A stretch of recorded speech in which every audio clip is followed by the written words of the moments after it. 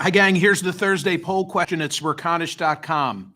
Will President Trump give Tomahawk missiles to Ukraine? Emphasis on the word will.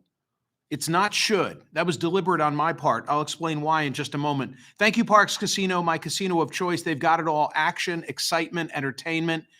If you live in central or northern Jersey or in New York, the closest live table games are at Parks Casino.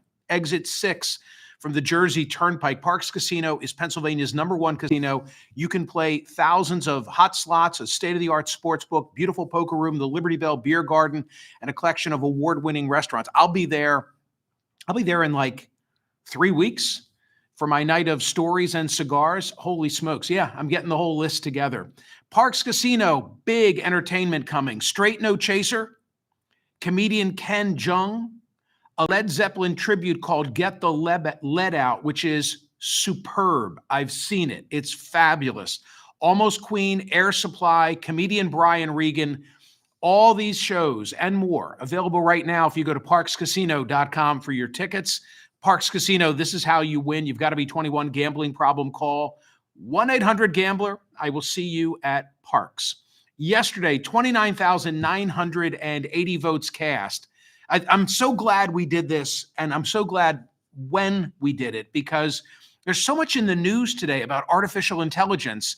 And this book that I interviewed one of the co-authors for, If Anyone Builds It, Everyone Dies, is now creating a total buzz.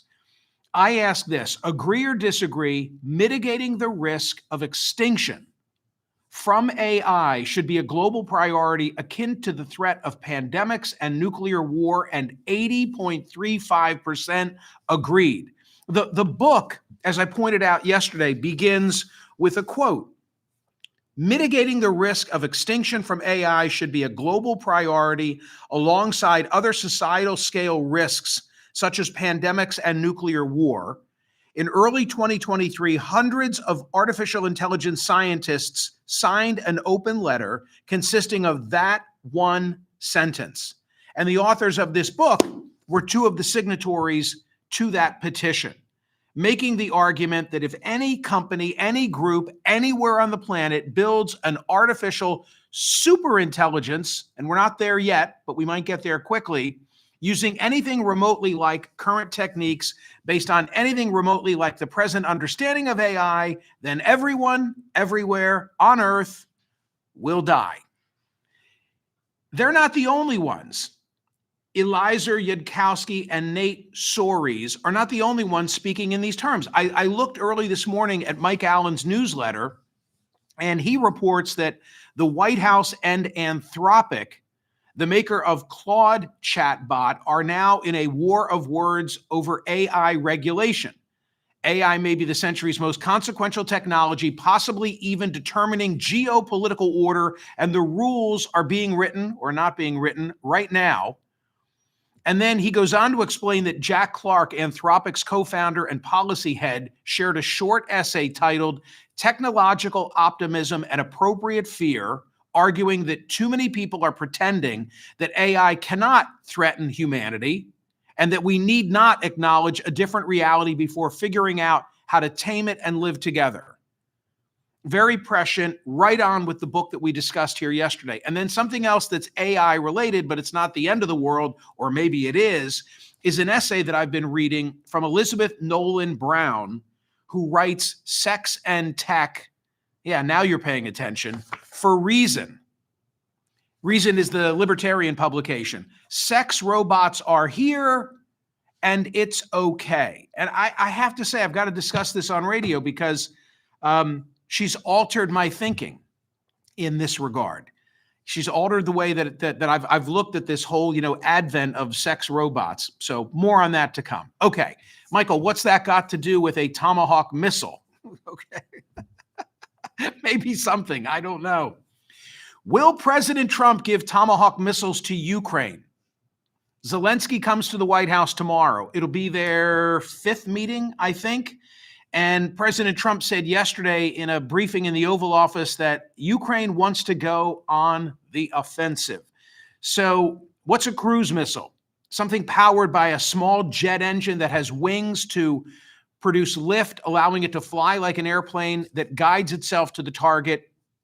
According to U.S. government histories, the Tomahawk has been in development since the 1970s. They were first used in combat during the 1991 Persian Gulf War. They can fly more than 1,000 miles. It's 500 miles from Kyiv to Moscow, if that gives you any kind of guidance. This is unlike anything Ukraine has in its arsenal right now. Typically, they carry an explosive equivalent of 400 pounds of TNT. They are also a cluster weapon, the most common of which carries 166 failure-prone bomblets. The type was most recently used in a 2009 secret and botched U.S. attack against al-Qaeda training camps in Yemen. Remember talking about that on air. So Admiral Stav was my guest 2 days ago on Tuesday. His opinion, we ought to absolutely provide the Tomahawks to Ukraine. He said that they move at the speed of sound. They've been around a long time, as I just said. He told me I've, quote, launched too many to count, which is interesting because they cost about $2 million each. But what Admiral Stavridis most wanted us to know about the Tomahawk was the level of precision, how you could send one of these across the country and identify not only the building, not only the floor, but probably the window you'd like it to enter. Stav is also of the opinion that they should never be used for offensive purposes against civilians, and rather ought to be used solely to take out infrastructure in Russia, oil and gas infrastructure.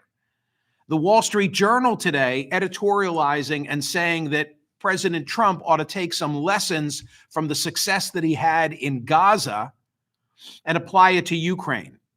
Quote, President Trump began his second term with the challenge of restoring U.S. deterrence against adversaries in the Middle East, Russia, and China. Mission accomplished against Iran and its proxies. And then they have a quote from President Trump saying, now we have to get Russia done. We've got to get that one done. If you don't mind, Steve, as in Steve Witkoff, let's focus on Russia first. The Journal makes the argument that President Trump exerted maximum pressure on adversaries in the Middle East, and it worked. The mystery is why he has, for so long, refused to show the same strength toward Putin. The president's strategy of unilateral concessions, listening sympathetically to the Russian dictator's catalog of imperialist grievances, hasn't worked. And so they make the case that this would be of value and a signal to Europe that it can also supply long-range missiles to Ukraine. I don't think we'd be paying for them, the $2 million at a pop. I think probably what Trump will do is tell Europe, we'll supply the Tomahawks, but you've got to pony up for them.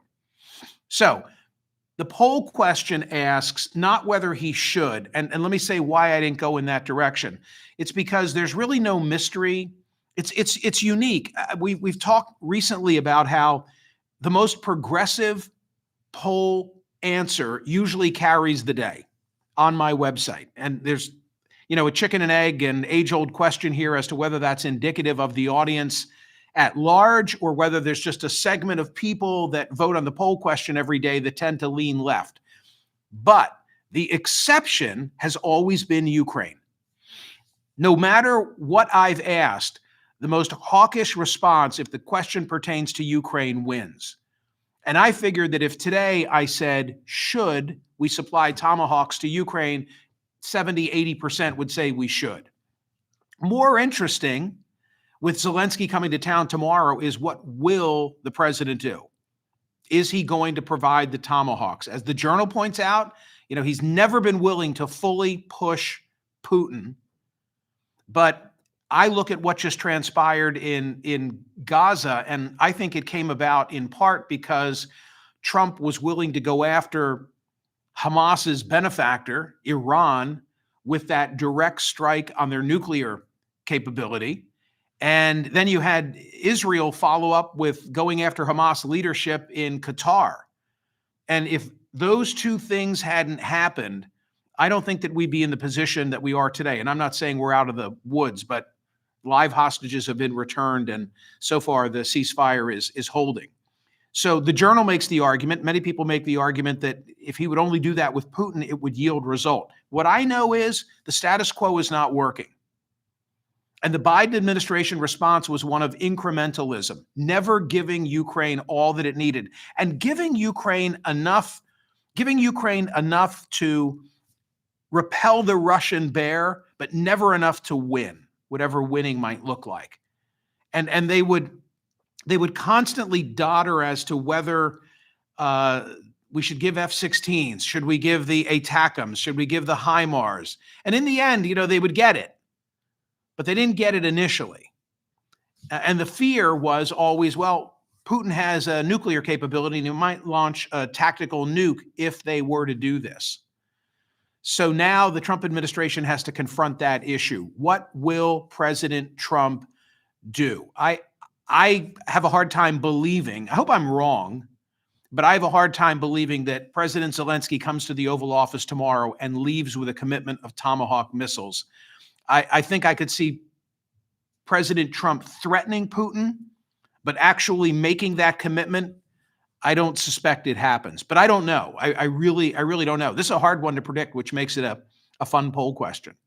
So go to smirconish.com and cast your ballot on today's poll question. Will, not should, will President Trump give Tomahawk missiles to Ukraine? I say give, they're going to be paid for, but as I say, they're going to be paid for by Europe. Thank you so much for voting. Please make sure that you're subscribed to the YouTube page.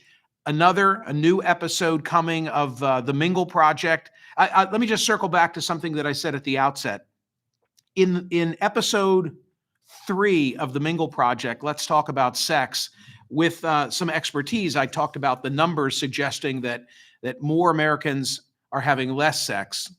Did I say that correctly? People are having less sex. And I also couple it together with other social barometers like less drinking. And then I point out, and the kids these days with the sex chatbots and sex robots. But this essay from Elizabeth Nolan Brown at Reason essentially says, hey, maybe these are people, she taps into the argument I've made about legalization of prostitution. Maybe these are individuals for whom human companionship is not an option. And why would you deny them if they have some level of fulfillment that they're not getting from a human? It's not a function of, hey, kids, go outside and play and everything will be all right. Read that essay. It's in the newsletter today. Newsletter looks really great. A lot of good offerings. Okay, see you on radio. Subscribe, please, to the YouTube channel. Like and subscribe, but make sure you're a subscriber. Thank you.